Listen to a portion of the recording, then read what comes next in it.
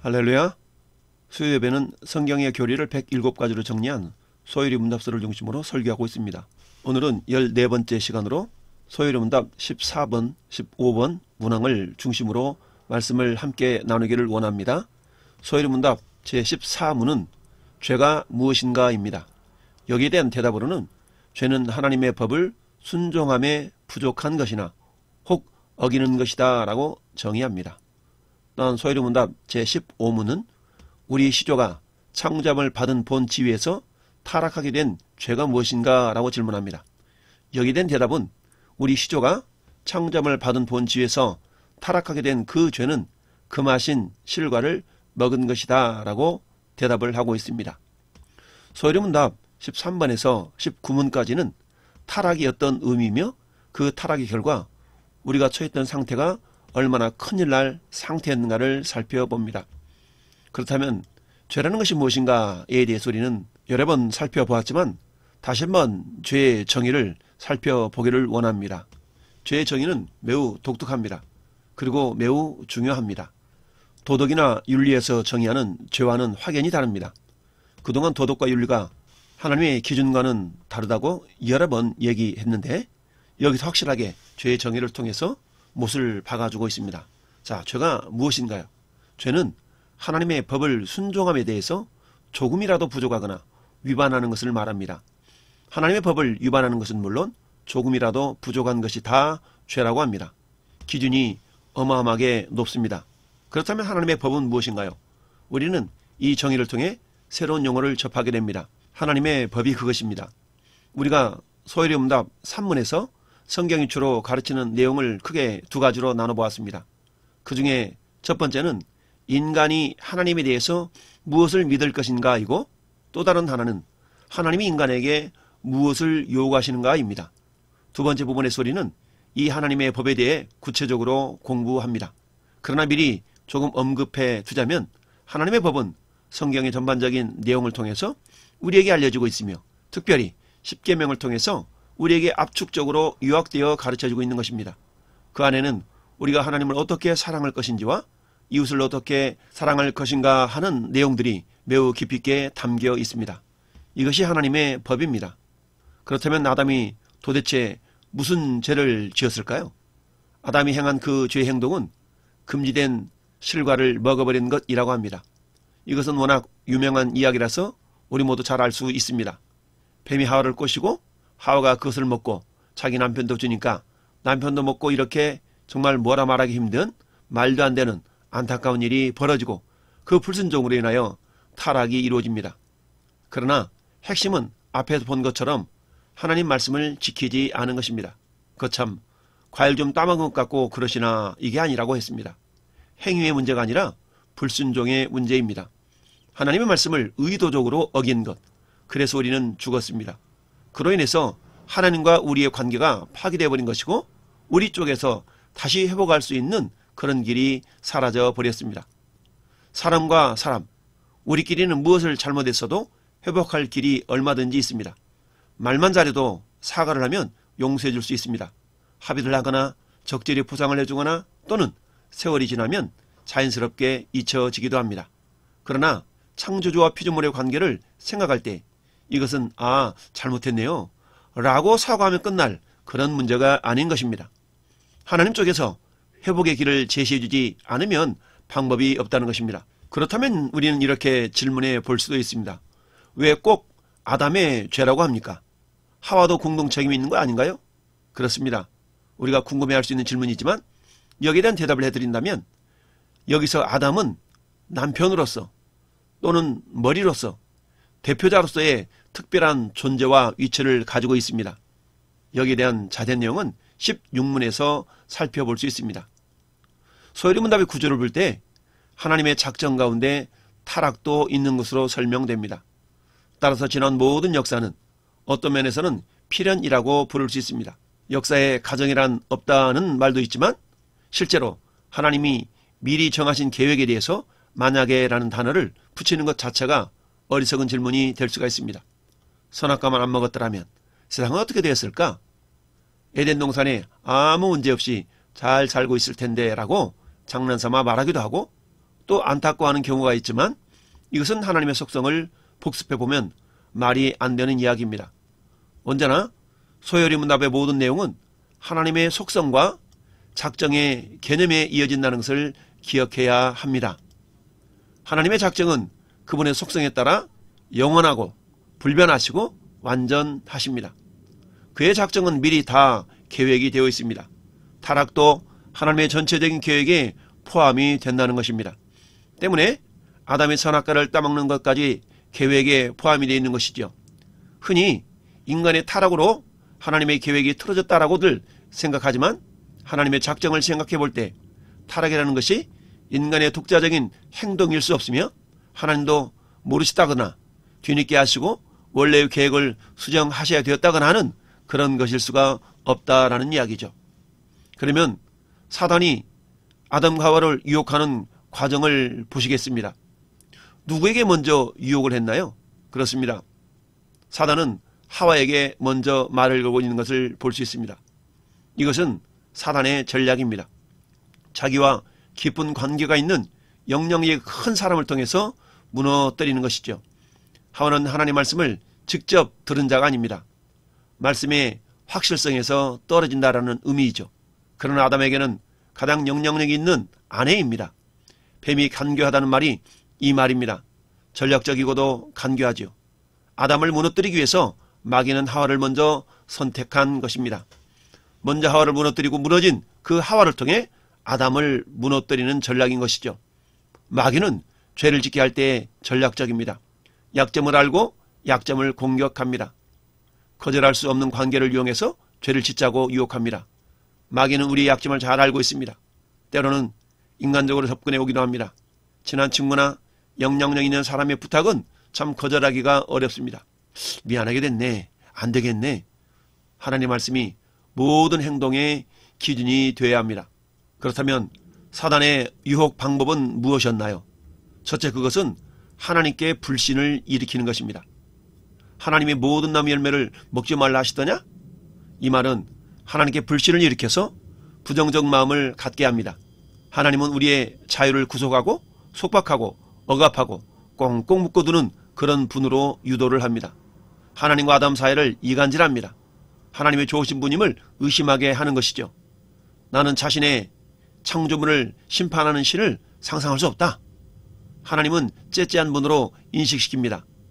의심과 불신은 관계가 멀어지는 문제의 출발점인 것을 우리는 알아야 합니다. 하와의 반응은 의심의 씨앗을 떨어뜨리자 하나님께 대한 신뢰에 금이 갑니다.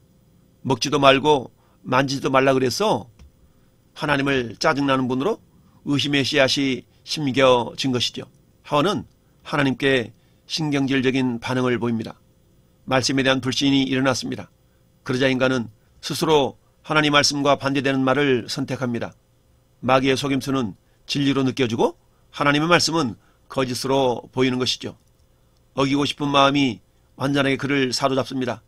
이때 마귀의 음흉한 웃음소리를 들어야 합니다. 넌 이제 딱 걸렸어. 내 거야. 넌 망했어. 두 번째, 마귀는 어떻게 유혹을 합니까? 단호하게 자기 요구를 하는 것을 보게 됩니다. 즉 본색을 드러난다는 얘기죠. 마귀는 이때를 놓치지 않습니다. 아니야 너 결코 죽지 않아. 그것을 먹으면 하나님처럼 되기 때문에 너무 확신 있게 강력하게 주장을 하죠. 본색이 드러났지만 알지를 못합니다. 이미 자기가 따먹고 싶은 마음으로 가득 차 있습니다. 그런 마음으로 하와가 나무를 보는데 예전 같지가 않습니다. 먹고 싶고 가지고 싶은 마음이 화산처럼 타올랐습니다. 완전하게 넘어간 것이죠. 넘어가자 이제는 마귀가 친구 같고 마귀의 말이 확실히 믿어지고 하나님의 욕심쟁이처럼 여겨집니다. 이제 누구도 막을 수가 없습니다. 죄 짓고 싶은 마음에 빨려 들어갑니다. 누구의 말도 이쯤 되면 들리지가 않는 것이죠. 자기가 그렇게 하고 싶어서 안달이 난 것입니다.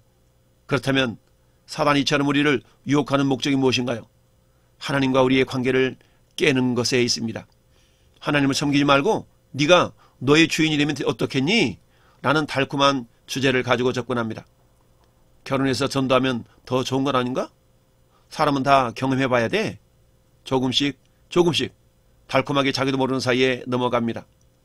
그런 후에는 누구도 막지를 못하지요. 강력한 욕구에 이끌리게 됩니다. 자기 스스로가 그러고 싶어집니다. 여러분, 고무줄을 당겼다 놓아본 사람은 경험할 수 있습니다. 어느 정도 고무줄을 당길 때는 그저 느슨하게 당겨집니다. 그리고 멀어집니다.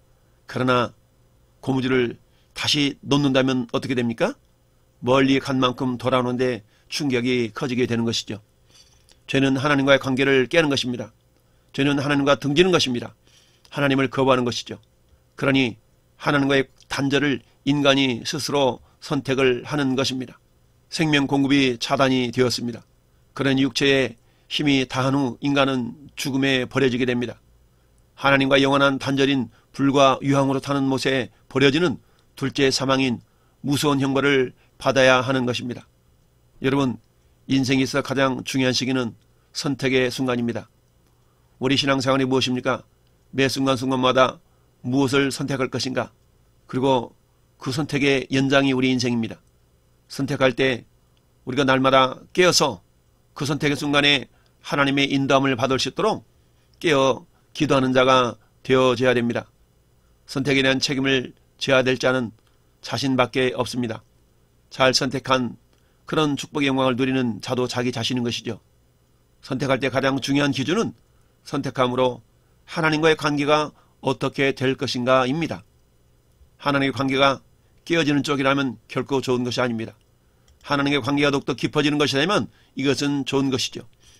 여러분을 파멸시키려는 마귀의 유혹입니다. 마귀는 이것을 노리며 제일 친한 친구처럼 다가와 달콤한 거리로 간교하게 유혹할 것입니다. 누구나 다가와 나의 영혼을 사냥할 때에 마귀가 나를 무너뜨리려 거리는 그 수작임을 알아야 합니다.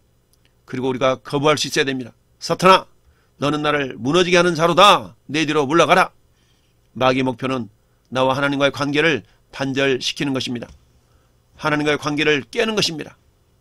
하나님을 잃는 선택은 인간을 가장 비참하게 만듭니다. 영원히 버려지게 만들 수가 있기 때문이죠. 말씀이 굳게 서 있어야 합니다. 말씀이 약하면 마귀의 타켓이 됩니다. 달콤한 유혹을 거부하지 못합니다. 하나님과의 생명적인 관계를 우리가 날마다 누리는 자가 되어야 됩니다. 더 건강하게 하나님께 속해 있으면 풍성한 삶을 누릴 수가 있습니다. 예수님이 제자들에게 요한복음 15장 5절에 이렇게 말씀하셨습니다. 나는 포도나무에 너희는 가지라. 그가 내 안에 내가 그 안에 있으면 사람이 열매를 많이 맺나니 나를 떠나서는 너희가 아무것도 할 수 없음이라 라고 말씀합니다. 사랑하는 성도 여러분, 우리 모두는 예수 그리스도 안에 거하는 자가 되어야 됩니다. 거한다는 것은 동행하는 것이요 함께 사는 겁니다. 이미 주님 우리에게 성령으로 말씀으로 성전으로 함께 하신다라고 지난 주일에 살펴보았습니다. 여러분, 죄를 지은 인간에게 나타나는 현상이 무엇입니까? 우리는 가인과 아벨에서 자신의 것이 거절되자 안색이 변한 가인의 모습을 보게 됩니다. 받아들여진 아우를 돌로 쳐 죽입니다. 열등감, 시기심, 버려진 마음 때문에 괴로워 견딜 수가 없었던 것이죠. 왜 이런 것이 시작되었습니까? 가인은 쫓겨나 제일 처음에 하는 일이 성을 쌓는 일이었습니다. 사람들과 신뢰가 깨어져 불신하게 되었죠. 자신 외에는 믿을 자가 없습니다. 모두가 경쟁 상대입니다.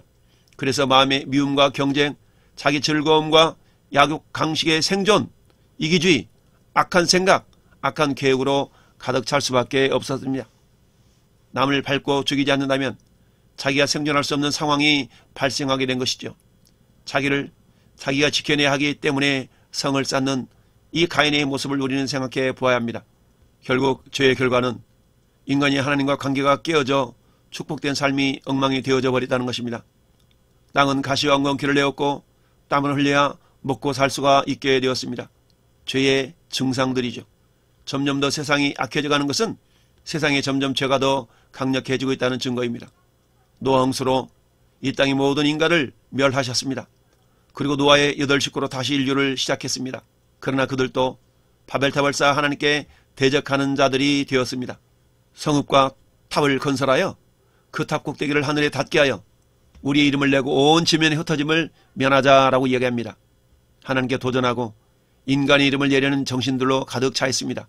이 정신, 즉 하나님께 반항하고자 한 심리, 다른 말로 말하면 자기 중심적인 그런 어떤 인간의 모습입니다. 이런 모습은 인간이 태어나면서부터 가지고 있는 것이죠. 죄를 지어서 죄인이 아니라 죄인에게 죄를 질 수밖에 없는 그런 본질적인 죄인이 우리 인간이 되고 만 것이죠. 성경은 인간에게 강조하는 말이 인간은 죄를 정복할 수 없다, 이길 수 없다라는 것이죠. 인간은 죄인이라는 얘기입니다. 인간은 하나님의 법을 지키기에는 너무나 무력한 존재들이 되고 말았습니다. 하나님의 말씀을 어떻게 다 지킬 수가 있겠습니까? 하나님이 하라고 하신 것을 다 지킬 수 없습니다. 하지 말라고 하신 기준을 다 지켜낼 수가 없다는 것이죠. 하나님의 기준 앞에서 모두가 다 자격 미달인 것입니다. 하나님이 기대하시는 수준은 온전함입니다. 행동은 물론 마음까지 전 생애가 온전해지기를 원하십니다.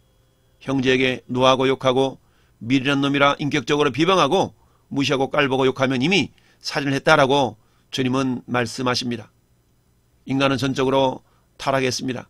다시 고칠 수가 없을 정도로 오염이 된 것이죠. 그래서 우리에게 가장 절박한 문제는 무엇인가요? 내 자신이 죄인임을 깨닫는 것입니다. 우린 단 하루도 죄를 짓지 않고 지나가는 날이 없는 존재입니다. 주님, 저는 죄인입니다.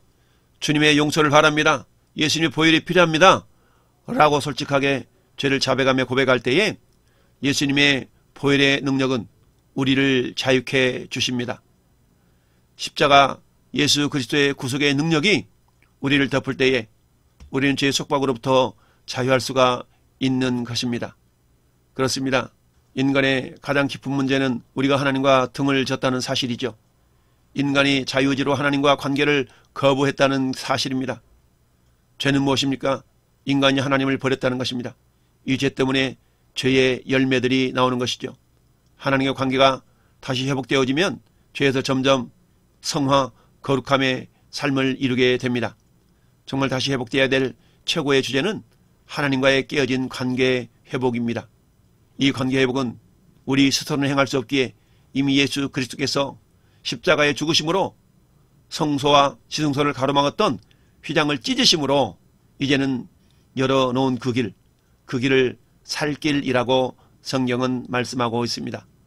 우리가 예수님의 십자가를 의지하여서 이제는 주님을 나의 구주 삼고 담대하게 그 주님이 열어놓으신 그 길, 살 길을 날마다 때를 따라 돕는 은혜를 얻게 하여 그 보좌 앞으로 나가는 그런 주인공들이 저와 여러분들이 되어야 됩니다. 그럴 때 주님이 주시는 평안과 안식이 우리 삶을 다스리기 때문에 우리가 이 땅의 삶이 전부가 아니라 영원한 하늘나라를 바라보며 죄와 싸워 우리 스스로는 이길 수 없지만 우리 안에서 우리와 함께 하시는 주님의 능력으로 우리는 넉넉히 승리하는 자들이 된다는 사실입니다. 우리를 하나님과 관계 속에서 멀어지게 하려는 어떤 사단의 괴계에도 우리가 속아 넘어가지 말고 날마다 주 예수의 십자가를 붙들고 승리하는 우리 모든 성도들이 될 수 있기를 예수님의 이름으로 축원을 드립니다. 아멘.